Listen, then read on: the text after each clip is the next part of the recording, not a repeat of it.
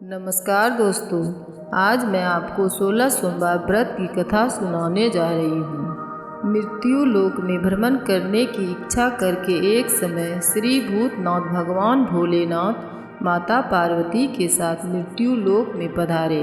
भ्रमण करते करते दोनों विदर्भ देशांतर्गत अमरावती नाम की अति रमणीक नगरी में पहुँचे। अमरावती नगरी अमरपुरी के सदृश सब प्रकार के सुखों से परिपूर्ण थी। उसमें वहाँ के महाराज द्वारा बनाया हुआ अति रमणीक शिवजी का मंदिर भी था।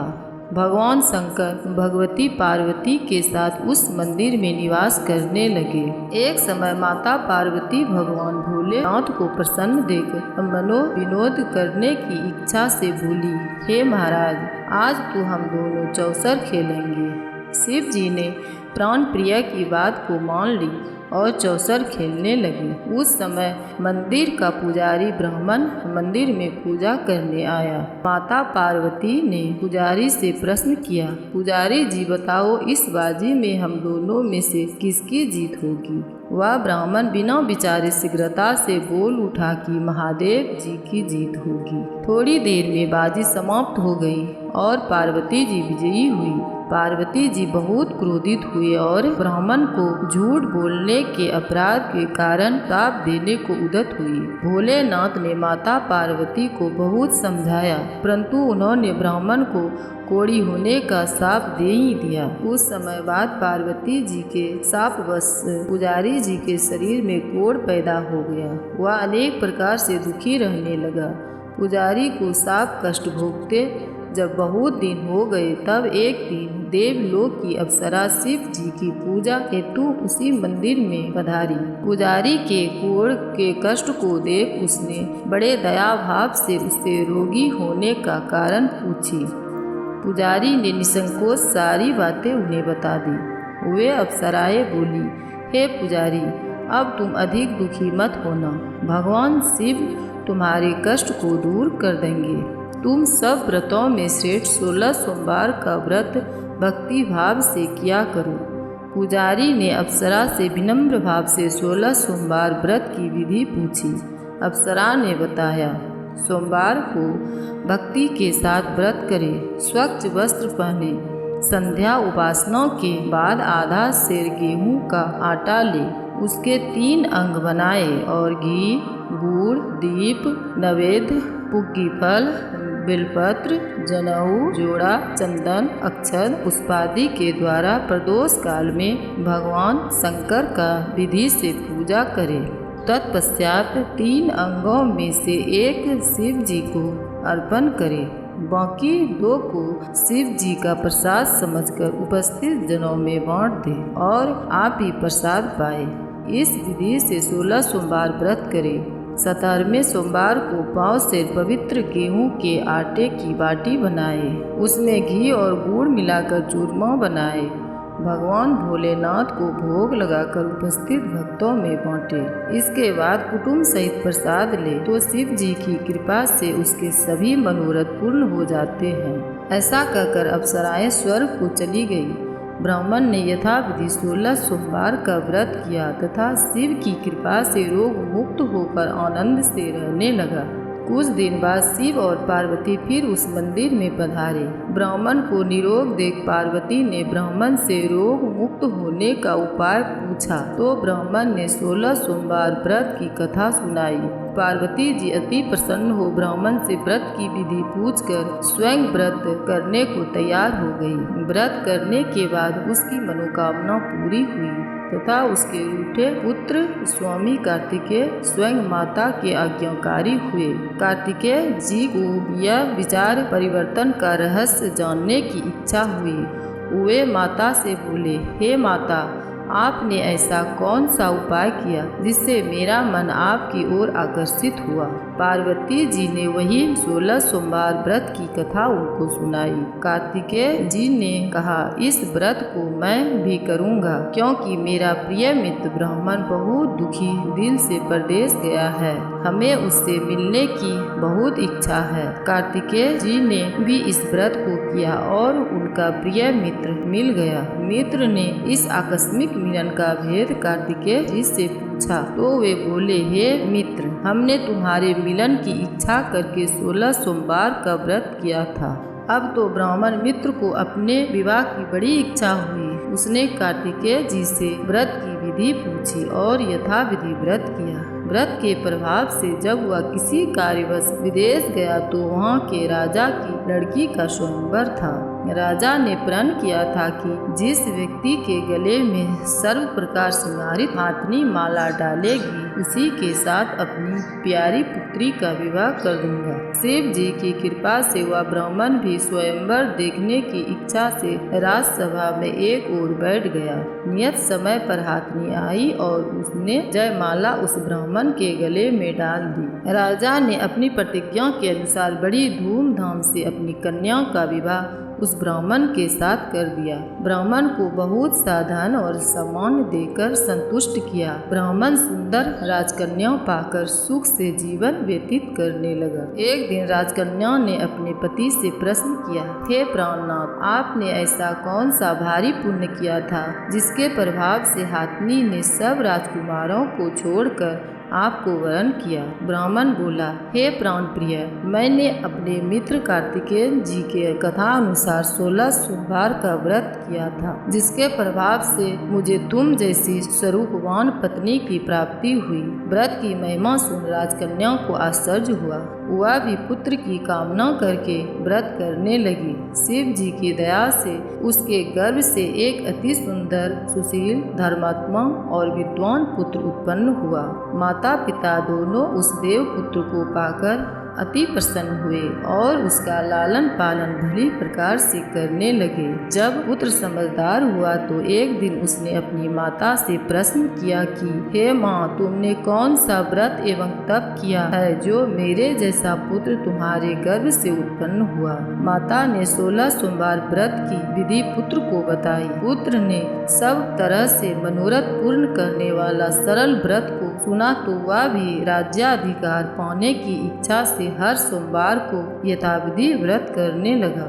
व्रत शुरू होने के बाद एक देश के वृद्ध राजा के दूतों ने आकर उसको राजकन्या के लिए वरण किया। राजा ने अपनी पुत्री का विवाह ऐसे सर्वगुण संपन्न ब्राह्मण युवक के साथ करके बड़ा सुख प्राप्त किया। वृद्ध राजा को दिवंगत हो जाने पर इसी ब्राह्मण युवक को सिंहासन पर बैठाया गया, क्योंकि दिवंगत राजा के कोई पुत्र नहीं था। राज्य का उत्तराधिकारी होकर भी वह ब्राह्मण पुत्र 16 सोमवार का व्रत करता रहा। जब 17वां सोमवार आया तो विप्र पुत्र ने अपनी प्रियतमा से पूजन सामग्री लेकर शिव पूजा के लिए शिवालय में चलने को कहा, परंतु उसकी पत्नी ने उसकी आज्ञा की परवाह न की। दास दासियों द्वारा सब पूजन सामग्री शिवालय भिजवा दी, परंतु आप नहीं गए। जब राजा ने शिव जी का पूजन समाप्त किया तब आकाशवाणी हुई, हे राजा, अपनी इस रानी को राजमहल से निकाल दे, नहीं तो यह तेरा सर्वनाश कर देगी। आकाशवाणी सुन राजा के आश्चर्य का ठिकाना नहीं रहा। उसने मंत्रणा गृह में आकर अपने सभासदों को बुलाकर पूछा कि हे मंत्रियों, मुझे आज शिव जी की आकाशवाणी हुई है कि राजा तुम अपनी इस रानी को निकाल दे, नहीं तो ये तेरा सर्वनाश कर देगी। राज में मंत्री तथा सभासद आदि सब विस्मय और दुख में डूब गए, क्योंकि जिस कन्या के कारण राज मिला है राजा उसी को निकालने का जाल रच रहा है, यह कैसे हो सकेगा।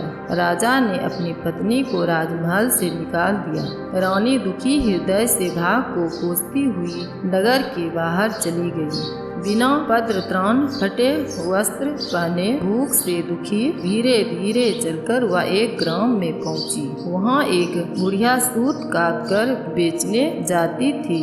रानी की करुण दशा देख कर बोली, चल तू मेरा सूत बिकवा दे, मैं वृद्ध हूँ, भाव नहीं जानती हूँ। यह बात सुन रानी ने बुढ़िया के सिर से सूत की गठली उतार कर अपने सिर पर रख ली। थोड़ी देर बाद आंधी आई और बुढ़िया का सूत पोटली सहित उड़ गया। बेचारी बुढ़िया पछताती रह गई और रानी को अपने से दूर रहने को कहा। इसके बाद रानी एक तेली के घर गई। शिव जी के प्रकोप के कारण तेली के सब मटके उसी क्षण चटक गए। तेली ने भी रानी को अपने घर से निकाल दिया। अत्यंत दुख पाती हुई रानी एक नदी के तट पर गई तो नदी का समस्त जल सूख गया। तत्पश्चात रानी एक वन में गई। वहां जाकर सरोवर में सीढ़ी से उतरकर पानी पीने गई। उसके हाथ का स्पर्श होते ही सरोवर का नील कमल के समान जल असंख्य कीड़ामय होकर गंदा हो गया। रानी ने भाग पर दोषारोपण करते हुए उस जल को पीकर पेड़ की शीतल छाया में विश्राम करना चाहा, परंतु रानी जिस पेड़ के नीचे जाती उस पेड़ के पत्ते तत्काल गिर जाते। वन सरोवर जल की ऐसी दशा देख गऊ चराते ग्वाले ने अपने गोसाई जी से, जो उस जंगल में स्थित मंदिर में पुजारी थे, यह बात बताई। गोसाई जी के आदेशानुसार ग्वाले रानी को पकड़कर गोसाई जी के पास लाए। रानी की मुख कोटी और शरीर शोभा देखकर गोसाई जी जान गए कि यह अवश्य ही कोई विधि की गति की मारी कुलीन स्त्री है। पुजारी ने रानी से कहा कि पुत्री, मैं तुमको अपनी पुत्री के समान रखूंगा। तुम मेरे आश्रम में ही रहो। मैं तुमको किसी प्रकार का कष्ट नहीं दूंगा। गोसाई जी के वचन सुनकर रानी को धीरज हुआ। वह आश्रम में रहने लगी। रानी जो भोजन बनाती उसमें कीड़े पड़ जाते, जल भर लाती उसमें भी कीड़े पड़ जाते। रानी की यह दशा देख गोसाई जी भी बहुत दुखी हुए और रानी से बोले, हे बेटी, तुम्हारे ऊपर कौन सा देवता का कोप है जिससे तुम्हारी ऐसी दशा है। पुजारी की बात सुन रानी ने शिव जी महाराज के पूजन का बहिष्कार करने की बात बताई। तो पुजारी शिव जी महाराज की अनेक प्रकार से स्तुति करते हुए रानी से बोले कि पुत्री, तुम सब मनोरथ पूर्ण करने वाले 16 सोमवार व्रत को करो।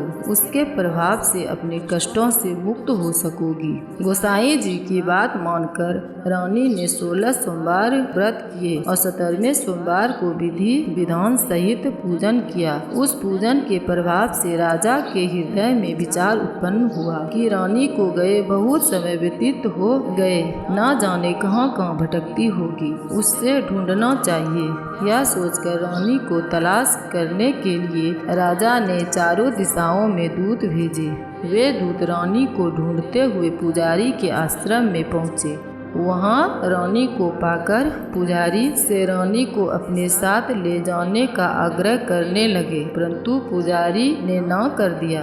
दूत चुपचाप लौट आए और महाराज को रानी का पता बतलाया। रानी का पता पाकर राजा स्वयं पुजारी के आश्रम में गए और पुजारी से प्रार्थना करने लगे, महाराज, जो देवी आपके आश्रम में रहती है वह मेरी पत्नी है।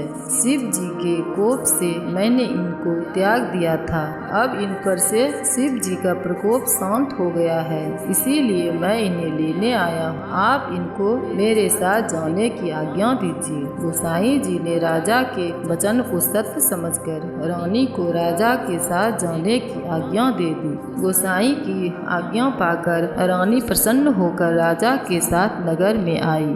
नगर वासियों ने नगर के द्वार तथा नगर को तोरण एवं बंदरवारों से विधि विधान से सजाया। घर घर में मंगल गान होने लगे। पंडितों ने विविध वेद मंत्रों का उच्चारण कर अपनी राजरानी का स्वागत किया। ऐसी अवस्था में रानी ने पुनः अपनी राजधानी में प्रवेश किया। महाराज ने ब्राह्मणों को अनेक तरह से दान आदि देकर संतुष्ट किया। नगरी में स्थान स्थान पर सदाव्रत खुलवाए, जहाँ भूखे लोगों को भोजन मिलता था। इस प्रकार से राजा शिव जी की कृपा का पात्र हो राजधानी में रानी के साथ अनेक तरह के सुखों का भोग करता सोमवार व्रत करने लगा। विधिवत शिव पूजन करते हुए इस लोक में अनेक सुखों को भोगने के पश्चात दोनों शिवपुरी को पधारे। जो मनुष्य मनसा वचा कर्मणा भक्ति सहित 16 सोमवार का व्रत एवं पूजन इत्यादि विधिवत करता है, वह इस लोक में समस्त सुखों को भोग कर अंत में सिद्धाम को प्राप्त होता है। यह व्रत सब मनोरथ को पूर्ण करने वाला है।